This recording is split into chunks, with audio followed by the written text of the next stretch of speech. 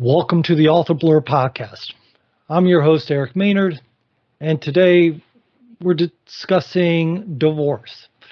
So I'm talking with Jeremy Stegall, and we're discussing his two books. He has a memoir that discusses what he went through and what he dealt with through his divorce, and we also talk about his fictional book after the divorce, which starts off from, you'll hear in the interview, from his point of view, the things that he dealt with at the beginning of his divorce, and then leads into what could have happened, what should have happened, and all these things. I personally really did enjoy my conversation with Jeremy. He had a lot of interesting facts. So if you're watching the video of this, be aware. I don't know if we just didn't have the greatest connection or what it might have been. I mean, I'm in Virginia, he's in Washington. With today's technology, you don't think that would matter, but who knows? Either way, enjoy the conversation. If you're watching the video, hopefully you can get past some of the grainy and the glitchiness of the videos. But the points that he made for people going through divorce or dealing with a divorce, I think Jeremy is an excellent person to get into and listen to and work with to understand what he's trying to do to help men improve their lives, to be stronger, to be able to go forward. With that being said, I appreciate you being here. I always appreciate you being here. And I'm not going to keep taking up too much time so let's get right into the show. And remember, you can always go to authorblurb.com where you can leave me a voicemail, send a message through the contact us, find the authors that's been on, find authors that are coming on. There's a lot of things there. Take the time. You can even find Jeremy's profile there and enjoy learning more about him, as well as all of the links for his social media, his books, and what so have you. So again, thank you. I appreciate you being here and enjoy. So I'm here with Jeremy Stegall, and on this episode of Author Blurb, we're talking about his two books. He has a fiction and a memoir. And, you know, Jeremy, I appreciate you being on. As I tell every author I talk to, it's always better for you to go into describing a bit about yourself. Because one, I'm quite interested in the background, considering both your books deal with divorce. So can you explain a bit about us and to us about your book, about you, and then we can go into our conversation? Yeah. Well, thank you for having me, Eric. Again, my name is Jeremy Stegall. I am a coach, author, and speaker in Seattle, Washington, with Where the Change Happens Coaching. And a little bit about me was just noticing patterns in my life behavior and in my relationships and doing work to address those areas that I was recognizing. I started writing about the process of what was I experimenting on, what was I trying, and the results it was producing. And as I continued to the habit of writing and learning my craft, I started to get the feeling like I actually have something here that I can put into a book that would support people with developing new capacity and developing purpose and meaning in their life and areas that they might not be aware of. I thought that my process would support others on their journey as well, to shed some light or just even provide a new opportunity to see something from a new context. So yeah, I got into writing fiction and nonfiction, and started my life coaching business to support the process to create transformational change in people's lives where they see it's meaningful. All right. Now, so you're a life coach, and what made you decide to write two books about divorce? Yes. So again, my journey had really started with a divorce myself and recognizing that there were questions that I hadn't asked myself or had a conversation with my partner around, and just noticing that we were in the marriage with two different sets of values and visions, I suppose, of what we wanted to create. But as we were engaging with each other, we were starting to butt heads on differences of opinion and differences of how to manage finance and how to be in relationship with family. And essentially that first year, like everything turned around from what attracted me into the relationship to all of a sudden I was feeling like, what am I doing here? Like, I didn't think about this. I didn't really clarify my own values, and I was just kind of doing what I thought that I should be doing. And my friends were all married and having kid number 2 and number 3. So I went on a journey to figure out, well, if I'm the constant in all of my relationships, then this is an opportunity for me to address what is it that I'm bringing to the relationship, or what patterns do I see, and to educate myself around those areas or blind spots, and to do something to shift my experience so that I can create the life of meaning and value that I really felt fulfilled by. And I ended up working with a coach. I was working in a retail store at the time, and one of my customers introduced me to a coach when he heard me talking about my experience and what I was thinking about doing. And when I was able to work with my first coach, really the response of finding out or deepening that purpose and meaning in my life, he was asking me questions I hadn't thought of, but was also helping me start to move forward to realize, like, I'm onto something here, but I have to change my comfort. I have to change my environment and stretch my comfort zone and experience something new. So having his support on that journey to start to create new habits and move forward into moving from Des Moines, Iowa to South Florida, and having his support of creating a vision for what I wanted to experience of life, it was inspiring me to take action. And then the action I was writing about, and just the cycle started to feed itself. And then I started recognizing that whenever I would partner with a coach, that my results would 10x. It was like rocket fuel to what it is I was trying to create. And it just encouraged me to continue to seek that support when I was on the journey of creating change or shifting something in my life. And it was just such an incredible experience that I recognize that this is also something that I have the capacity and ability in conversation with other people to support creating change in their life. And so I wanted to be able to find ways to connect with as many people as I possibly could, whether it's through writing or one-to-one coaching or group coaching. And the journey began with writing and with Where the Change Happens. All right. And Where the Change Happens is the name of your first book, correct? Yes. So my blog, the blog that I started in 2017, is also called Where the Change Happens.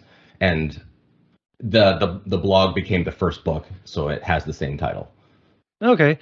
And from what I understand of it, your book focuses on, your first book, the memoir, focuses on helping people understand how to build back, look at themselves for the relationship purposes, and for self-understanding as well. Which, right. And it seems like from some of the reviews, it seems like you've done a good job in that book with helping people find that goal and work towards it. How much of that was written from personal research and personal effects versus researching different things to get those type of answers? You know, it was that the first book was all from researching on different areas that I was working on developing myself, and putting together a structure of, this is what you can do to start developing community, or exercises to start developing values. And the books that I was reading that was inspiring those questions that I was asking myself were the catalyst for some of the chapters, such as like some Tony Robbins books or that sort. It was like, oh, I hadn't thought about like meaning in this way. And then just kind of that process of what I did and what the results were became the format for the first book. And just really connecting to community in a new area when you're moving and things don't go like the way that you want them to. What can you try? And, you know, what's out there that you might not be aware of? All right. Yeah, but yeah, like 2 years later, I'm fascinated that people are continuing to find the book, and that it is supporting so many people in so many different places. That it was one of those things I went to see what I could do on my own and to put it out there, self-publishing, and it's connecting. All right. Now, let me ask this as well, because usually when you're at the point of divorce, you're already past the point of reconciliation or improving yourself to try to fix a relationship. At least from what I've seen, most people at divorce level, they're not turning back in until they fix themselves. Do you see this as a tool for people that are having problems with the relationship before they get to the divorce area? It definitely would be insightful to look at these different areas of developing values. But I think that this book would probably be best serving those who are already divorced and on that first, like, what do I do now? Like, how do I begin to start over and start to move forward and create new momentum and new progress? All right. So it's more geared for recovering, rebuilding, and building Yep. yourself back up. Correct. Which, I Yes. mean, I've had quite a few friends go through divorce, and it can tear somebody apart very easily, even if you're the one that wants the divorce. So, I mean, it Yeah. sounds like a useful tool. Yeah, yes, and the second book kind of deals more with the process of going through the divorce, whereas the first book that I wrote, Where the Change Happens, for me that was I was in the process of what do I do now? I had been a couple of years removed from the divorce, and I had dated someone else, and that's how I started to notice patterns in my own behavior. But my mother passed as well too, so I had this profound moment of fragility of life and the context of time and how much time is going to be enough to live a lifetime or to connect with anyone. So once I saw these repeating patterns and lost my mother and had this thought like there's never going to be enough time to have the life that I want. Now is the time to begin this. And so that was the catalyst like, okay, where do you begin? And that became where the change happened in the book. All right. So let's go. You mentioned your second book, which is a Mhm. fiction book, which is after the divorce, if I'm not mistaken, correct? That's correct. Correct. So that there, it's a contemporary fiction book. So Mhm. let's start off with this because there's a wide range of definitions of what to expect out of contemporary books nowadays. What Mhm. what do people get into with your book? Yeah. So with this book, you are in the thought process. You're in the conversations of the main character, Joel Edmonds is his name, of recognizing that there's writing on the wall that the marriage is not going well and there's trouble on the horizon at work. And it's like, what do you do? And you see him like taking actions, trying to show up to do the best that he can, but it doesn't work out. And he's trying to connect with friends to start his recovery, and that doesn't work. And he's like, what do I do? So it is based around like the scenario of like points that I had of realization that these are opportunities for me. And so in the story, you are seeing like how does he end up meeting his coach? How are the conversations going with your divorce attorney? Like the conversations with your group of friends, of you know, like the whole experience of that journey, what it could look like, but also how it could be supported through structures of support with coaching and using reading books, listening to podcasts, and utilizing tools that are out there to see what reaction, what response that you can create in your own life from trying some of the exercises that are available. All right. So basically, it sounds like your fiction book's taking people through a similar journey that you went through and putting it into a fictional setting and also using the tools that you discussed in your first book. So with that, where when the book starts off, is it starting off as the guy's already getting the divorce? Is he in the midst of the divorce? Where does it start off? Well, I'd say it starts off the morning after like a transformational argument where it is abundantly clear to him that things are not well. And it's like that next morning you wake up and just kind of, seeing him, it starts off with a little bit of chaos of him, trying to get to the store. He's late for work, but he's also like, he's got the thoughts of like this argument that he had, but he's also trying to show up for work and then just to see how the chaos of his life is actually going. So then you're kind of starting the story in the middle of all of the muck, of all of the, this is going on, wait, that's going on too. And to see like just how all the things that people could be dealing with all at the same time that you have no idea that someone is trying to show up and do the best they can, but they're also trying to manage all these things behind the scenes. The book starts with there's all this stuff going on behind the scenes, but he's showing up to where his responsibilities are calling him forward to. All right. And does he really what sets his journey off in divorce differently than most people? Because a lot of people do deal with divorce and it happens in many Mhm. different ways. What is, I guess, what is it that triggers his divorce that makes it different or draws the readers into it? Well, I think that as you are recognizing the familiarity of the struggle and stress that is divorce, you're seeing this individual doing the best they can, and I mean that's I think the story and the journey of a lot of us is that when we're in this new experience, we don't know where to begin and we don't know who to ask for help, so we do what we can that we know to try to correct or solve or smooth out the process. And when what doesn't work, then where do you turn to? And for this individual, he values relationships, and why he's managing his store and having these conversations with customers. That's how it comes out that he's like, well, I know someone that can help you out. I like you, and you seem like you're a good guy. But when you think that your certain groups of friends could be supportive of you, but they have responsibilities with their own kids, or they're not necessarily a good model of behavior to be around, or they're not exactly a healthy relationship to be attached to at that moment. You're seeing Joel, reaching out to his structures of support, and he just doesn't have very many. And I think that what really connects people is once he gets to that point of like actually having the first conversation with the coach and the questions that he starts to ask him, it starts to immediately trigger like, wait a second, something might be here. I think I want to work with this guy.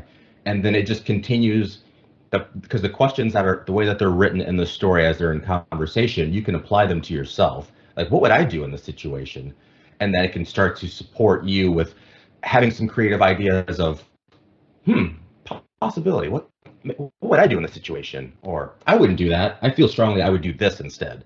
So it's to support bringing some triggers up that would open your eyes to what's available, but also to your natural response to what would you do in that situation.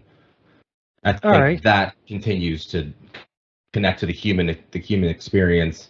And as you can see that journey start to gain momentum, you catch on to that hero's journey, and it really does take you for a ride.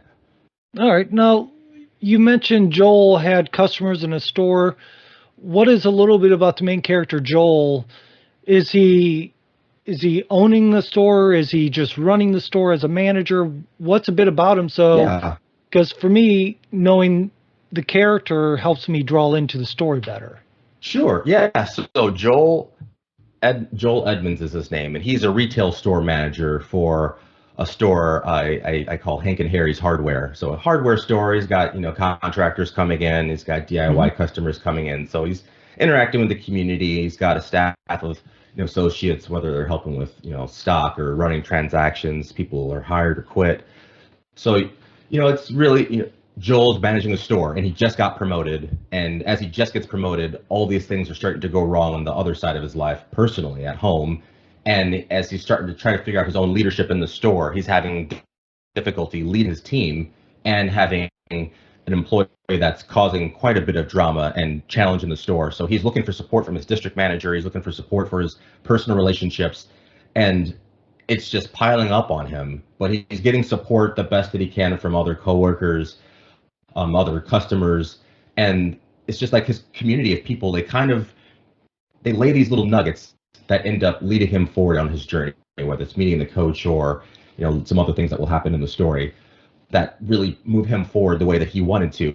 But you see how all these different pieces in his community come together with these little nuggets to really lead him forward to create change, and how he catches on to his own purpose and meaning and starts to see a new possibility for himself that he gets excited about and leans into.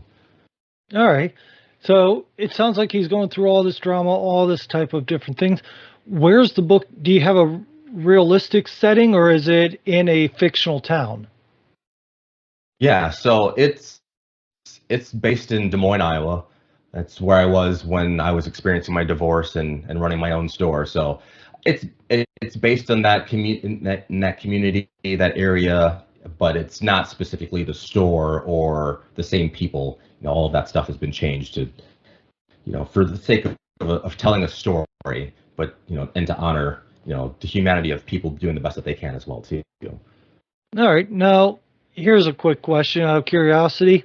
So I know, like, when I wrote my books, I wrote with the little things that I did when I was a teenager, things like this.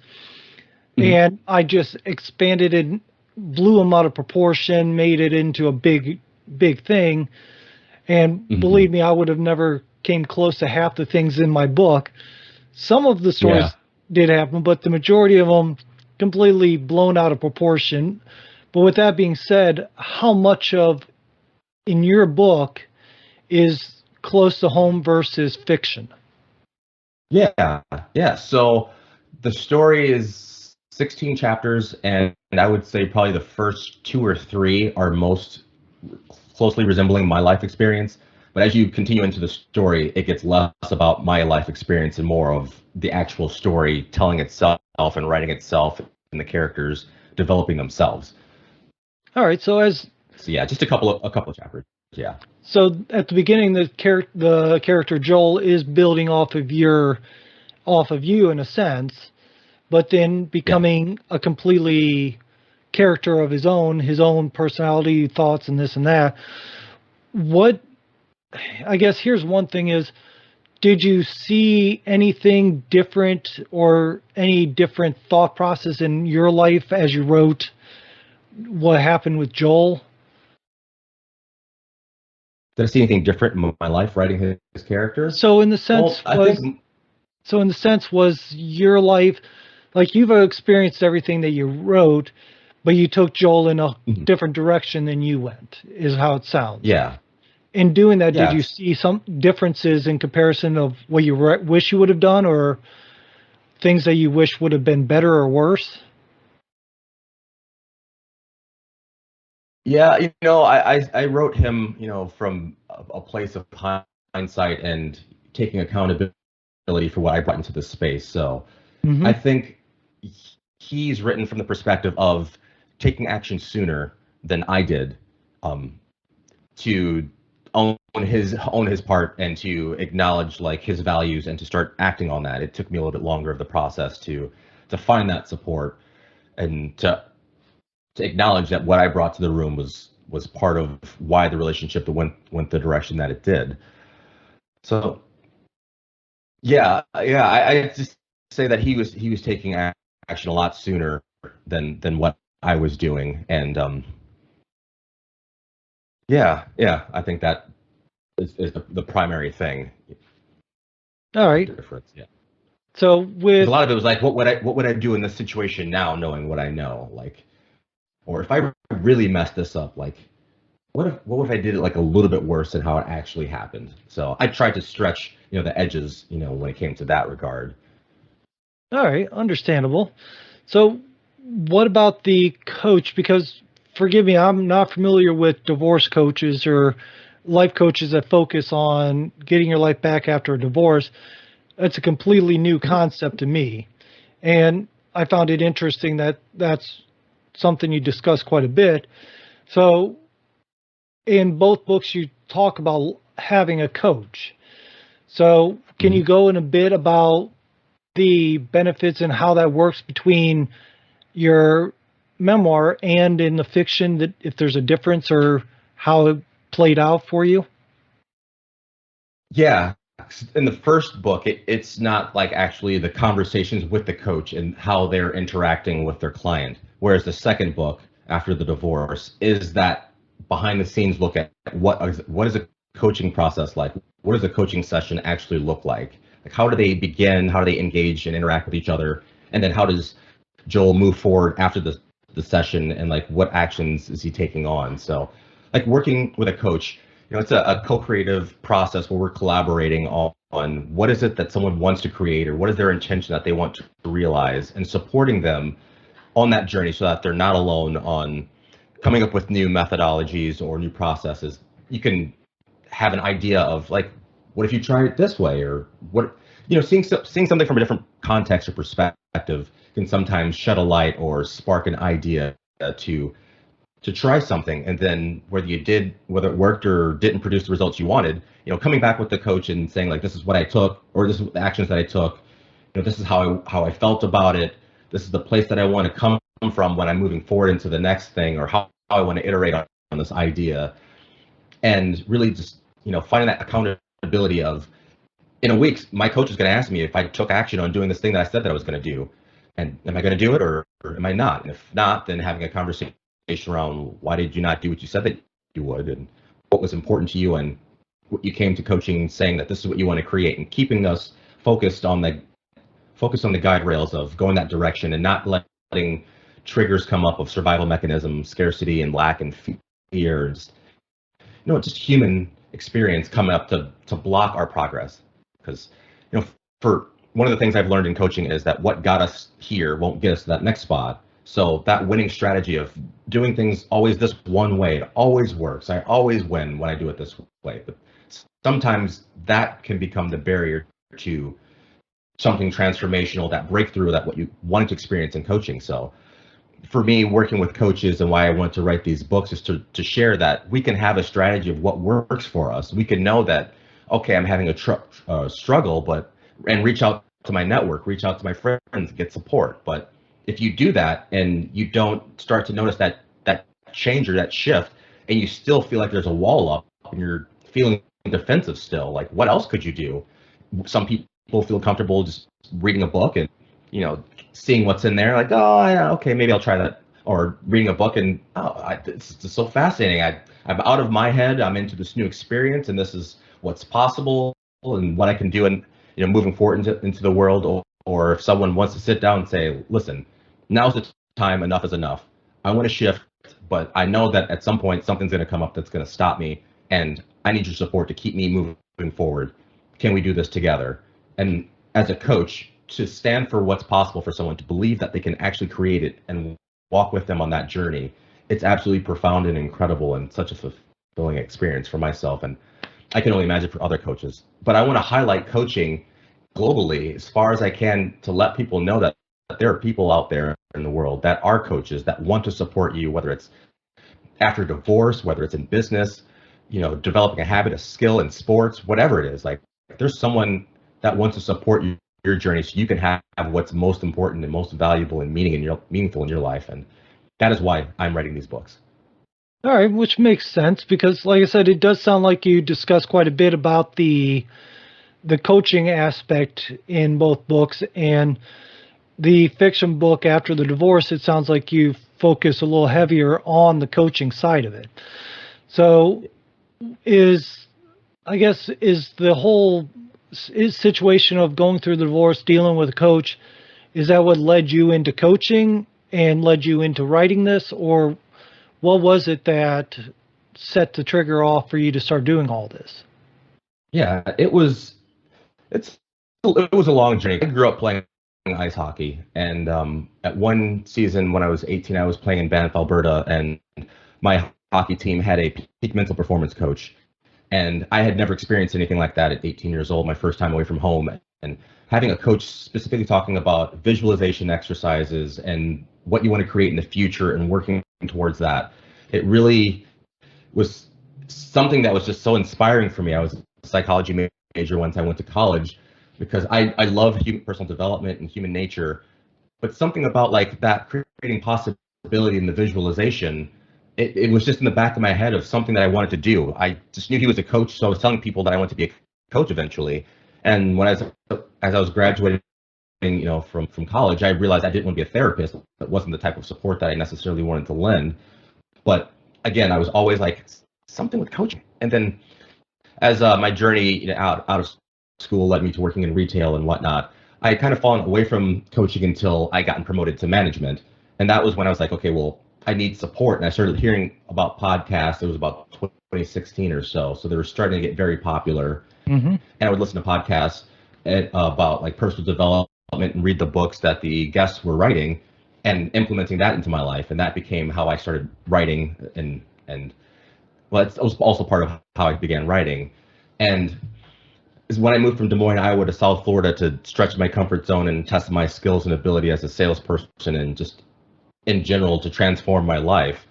I moved to Florida telling people I wanted to be a coach, and they're like, well, you can coach hockey teams locally. Like, I don't think that's really what I want to do, but I want to do something with coaching. I don't know what.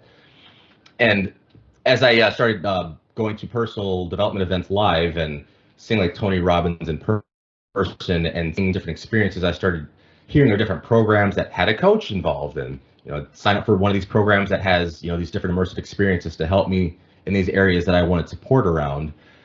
I just happened to have a coach that came along with the package that I had purchased. So I had someone accountable for 6 months, and we spoke every week. And it was like, well, what do you want to do? Like, oh, I really want to start a blog and I want to write a book.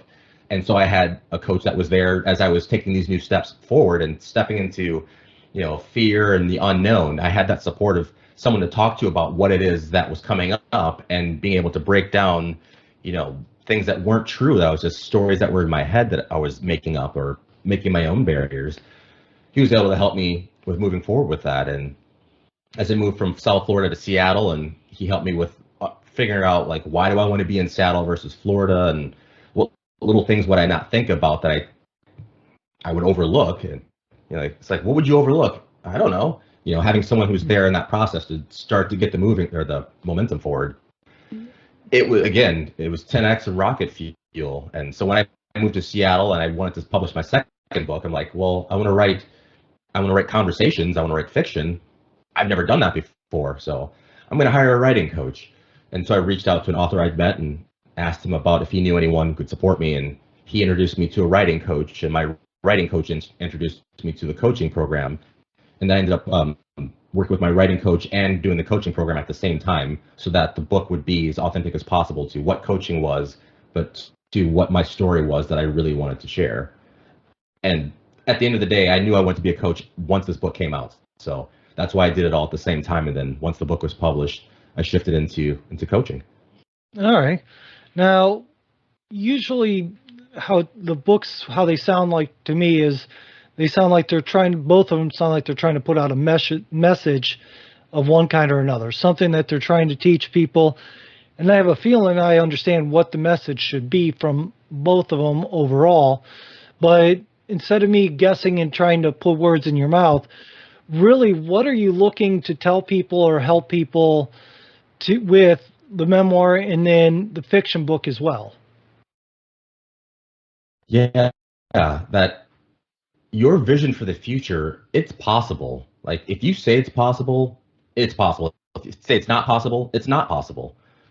But if you are willing to step into the unknown, just outside your comfort zone, there are structures to support you on that journey so that you're not doing it alone. So you don't have to understand the whole picture of how am I going to do this at the very beginning. It's a process.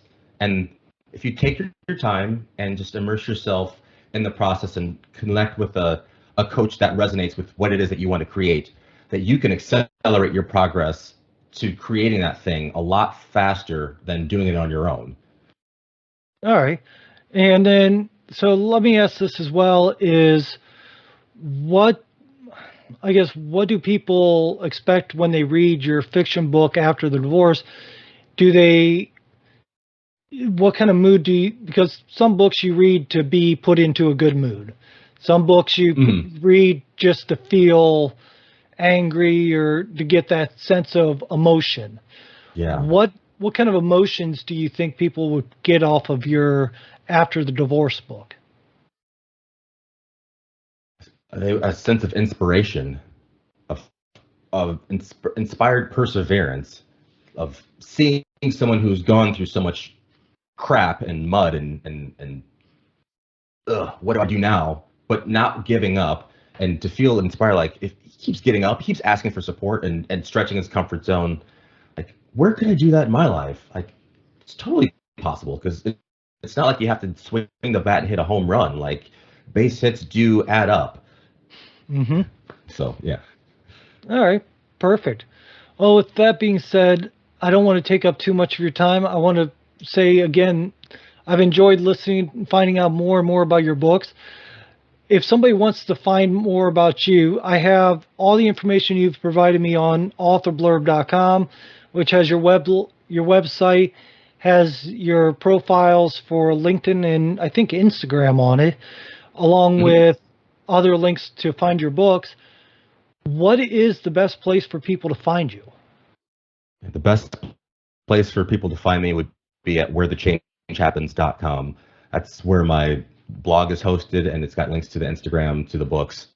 and to the coaching opportunities for one-on-one and group coaching as well. wherethechangehappens.com. Perfect. And that will be in the show notes so people can reach out to you there. And it sounds like you have a plethora of information to be able to help people on several different topics, especially divorce. So hopefully anybody that's about to go through it or is going through it, they reach out to you. With that being said, I'm going to end the conversation for everybody else, but if you can hold on for me for just a moment, I'd be quite appreciative. You can go to authorblurb.com where there's plenty of stuff there for you to find. Enjoy another author. Enjoy finding that book that you love. So take the time, do me a favor, share, subscribe, enjoy the show, and tell others. Thank you.